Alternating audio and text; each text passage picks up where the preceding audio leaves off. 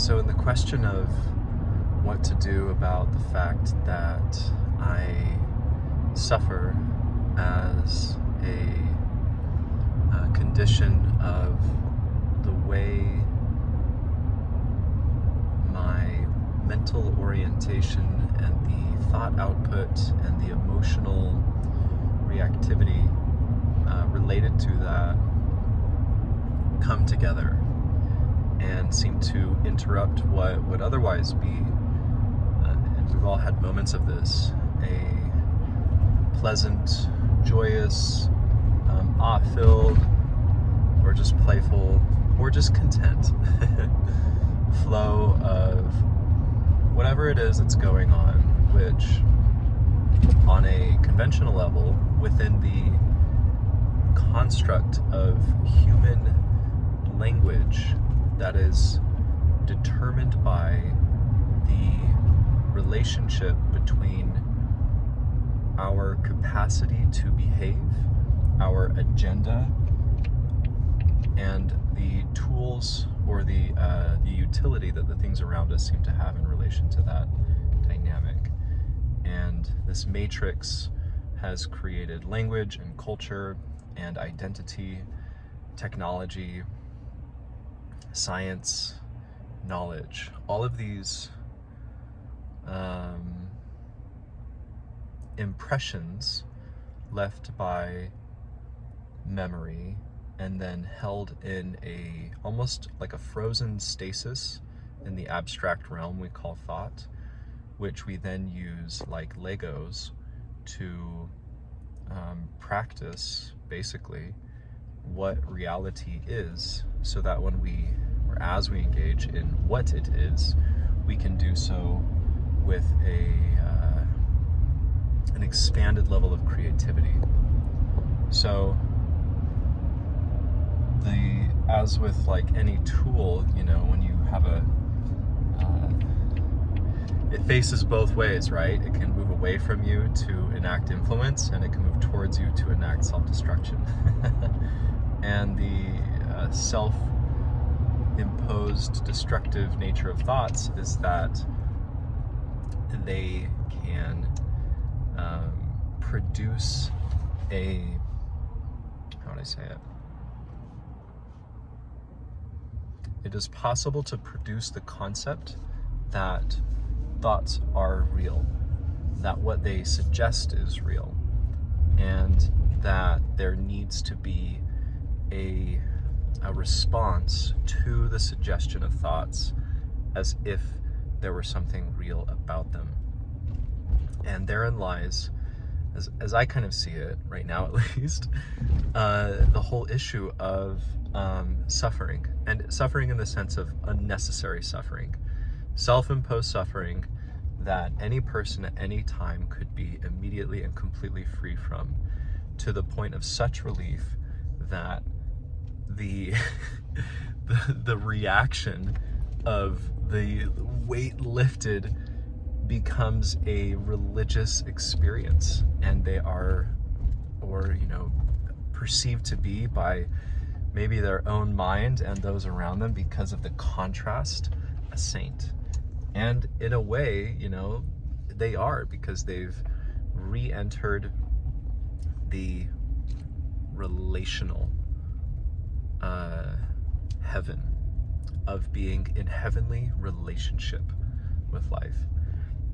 I think that's a more like functionally clear way to put it. You can be in hellish relationship with life, or you can be in heavenly relationship with life, because life is just life. We're just here. Any person can be miserable or happy in any place. And while it might be easier and make more sense to be one or the other in certain circumstances, both are possible anywhere. So,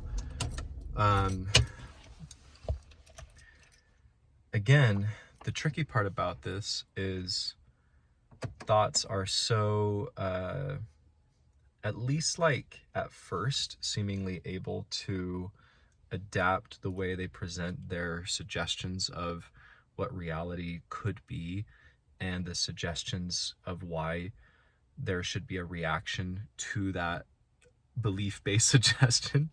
It's just like infinitely creative in its ability to produce, like the mind's ability to produce these narratives. And the narratives can coalesce and support each other. And so you could have a nest of 1,000 narratives that create this structure of logic and reason and evidence, and it can be so big and so deep, and it can have had so much time and momentum behind its cascade of impact that it overwhelms the seeming corrective brain power of somebody who's really working to liberate themselves from that initial misstep of their being, basically the belief in thought. So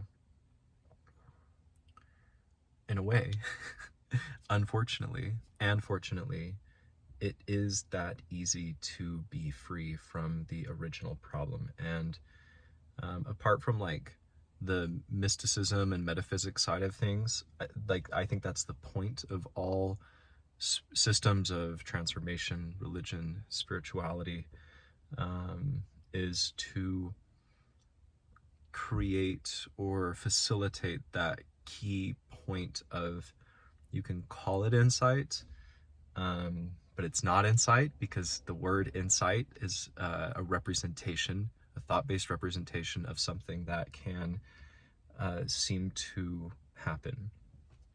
And there's a bunch of other words for that, and all of those words come loaded with whatever every individual and collective and book believes and declares them to be. And so again, it's only tangentially or like temporarily useful to use any words at all to like label the process or event.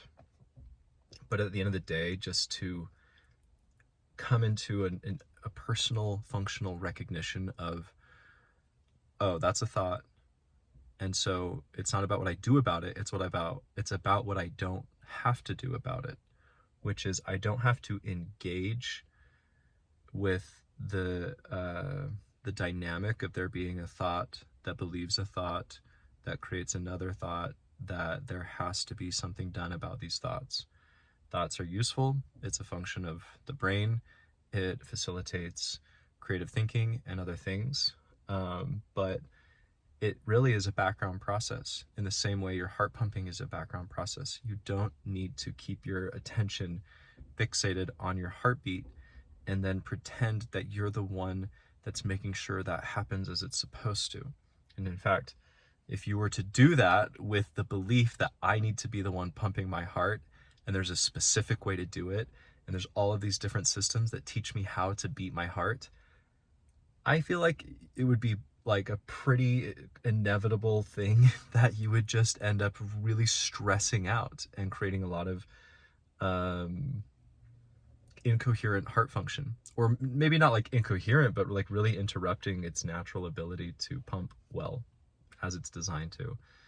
And the mental processing activity is in many ways the exact same. But because it's so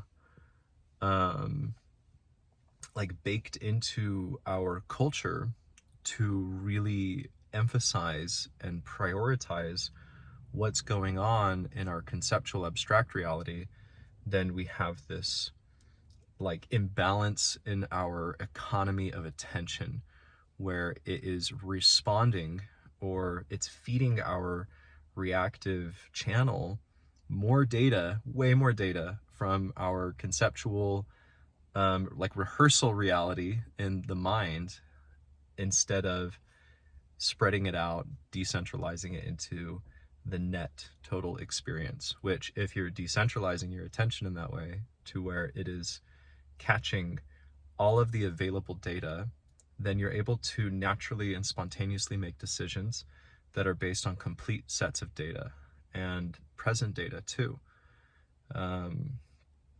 You have, your thoughts, which are based on your, as close as you can get to remembering the past, which is imperfect, and as close as you can predict the future, which is way less perfect.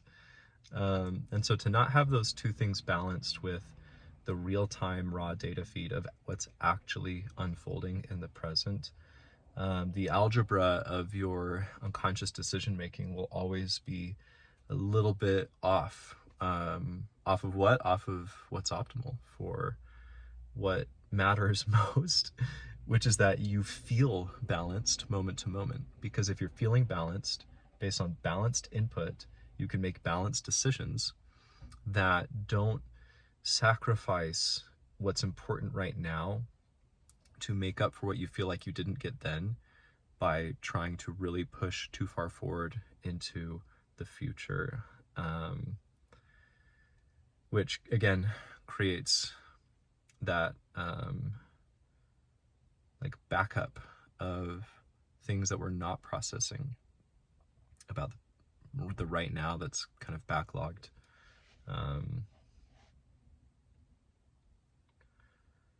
And then you're caught in a kind of chronically dissatisfied push forward that can be numbed, it can be satiated, it can be ignored, and there's effective strategies to do all of those things. So on one level, this doesn't really matter. It was really important for me because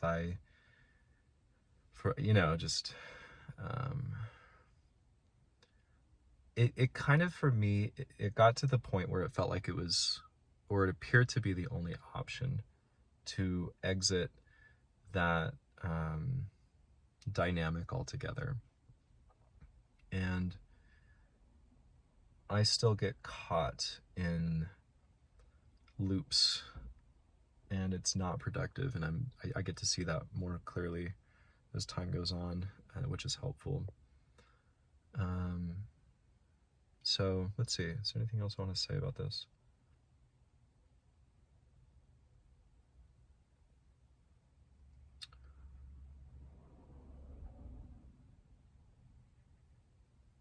I guess what to do.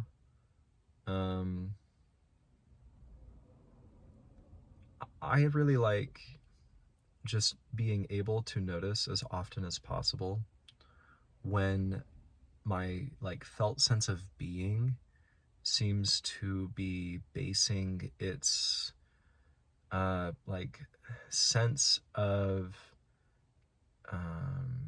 response or orientation or reaction, or just what kind of environment I'm in, and my deepest sense of being, if that is based on what my thought activity is suggesting, then there's so many ways that this works. So you probably, especially if you're watching this video, have a way that works for you. But for me, just pouring my attention into the experience of silence or stillness, however that can be found, and letting my system respond to that, and finding that quality in my entire experience. And that's a good, for me, reversal. So to acknowledge on one level consciously, these are just thoughts, and though they may be convincing, they are not actually what's happening. And so I will allow myself to respond to the layer of what's presently happening that I know to be true, which is that there is stillness and silence present everywhere. And let's start there. And then just, returning to that as often as possible. So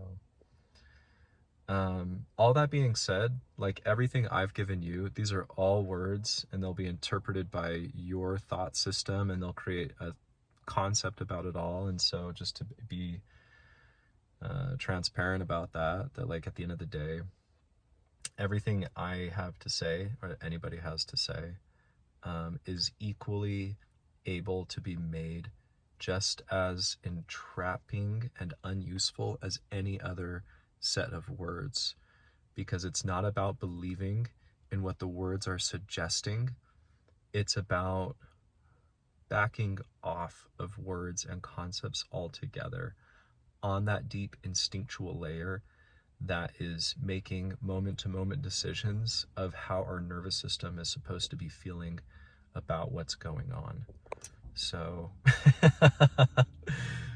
you know, that's, I guess, you know, yeah, there we go.